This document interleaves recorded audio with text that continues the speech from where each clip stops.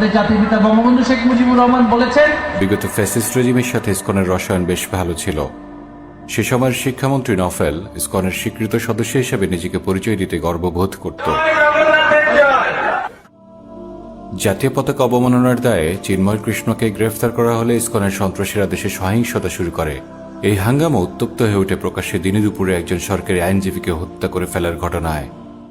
ইসকনের গ্রেফতার হওয়া না তা চিন্ময় কৃষ্ণদাস অত্যন্ত জঘন্য শিশু যৌন নিপীড়ক। বাস্তবতা হচ্ছে এটি তাদের আদি বিকৃতি। এ ব্যাপারে চিন্ময়ের কিছু কুকীর্তি দেখা যাক। চিন্ময় কৃষ্ণবাবু তো একজন ব্রহ্মচারী এবং পণ্ডিত ধামের অধ্যক্ষ। তোমার সাথে কি ঘটনা হয়েছে? আমাকে মানে রুমের মধ্যে মেসেজ করতে নিয়ে যেত, নিয়ে গিয়ে মানে যে কাজ সমকামী যেটা বলে এটা করে তো। যদি তোমাকে উপর থেকে বলা হয় যে এই শারীরিক সম্পর্কটা করলে ডিএনএ টেস্ট দিতে হয় যা প্রমাণস্বরূপ, তুমি কি ডিএনএ টেস্ট দিতে প্রস্তুত আছো? হ্যাঁ। আচ্ছা, আমি যখন মেসেজ করি মহাজের মেসেজ করি তখন মহাজের হাতটা শক্ত হয়ে আমার লিঙ্গ দিকে যায়, আমার হাতটা সরাই দিই, আবার লিঙ্গ দিকে যায়, আমার হাতটা সরাই দিই। ওরা রুমে যাচ্ছে, এরপর রুম থেকে গিয়ে কি হচ্ছে ডেকে নিয়ে আসতেছে আবার কোথায় চিন্ময়পুর রুমে ডেকে নিয়ে এসে কি করে মেসেজ করায়।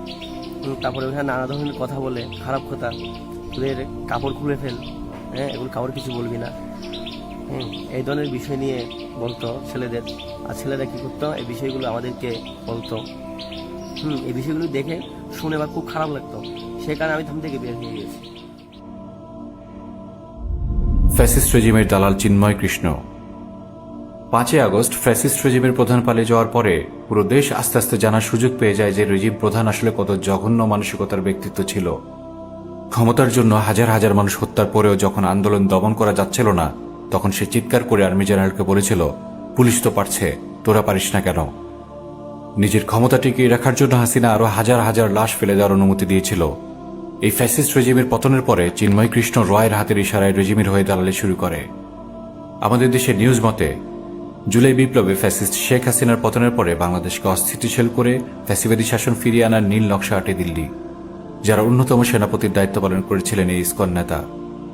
সরকারি একটি গোয়েন্দা সংস্থা বলেছে, ভারতের উগ্র হিন্দুত্ববাদী সংগঠন আরএসএস এর পরিকল্পনায় ভারতপন্থী আরও কয়েকটি ছোটখাটো সংগঠনকে নিয়ে নতুন এই জোটের আত্মপ্রকাশ ঘটানো হয়, যা সমন্বয় করেছেন ভারতে পালিয়ে থাকা পতিত সরকারের সাবেক শিক্ষামন্ত্রী মহিবুল হাসান চৌধুরী নফেল। ফ্যাসিবাদের পতনের পর মূলত সাম্প্রদায়িক দাঙ্গা বাঁধানোই ছিল তাদের মূল উদ্দেশ্য। যেমনটি আমরা উপরেও বলে এসেছিলাম, এই ইসকন আসলে ভারতের হিন্দুত্ববাদী শক্তির সফট পাওয়ার।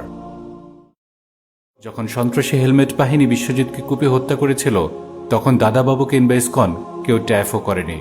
সুখ রঞ্জন বালিকে গুম করে ভারতীয় হিন্দুদের স্বর্গরাজ্যে নির্যাতন করা হয়েছিল, তখনও তারা কোনো শব্দ করেনি।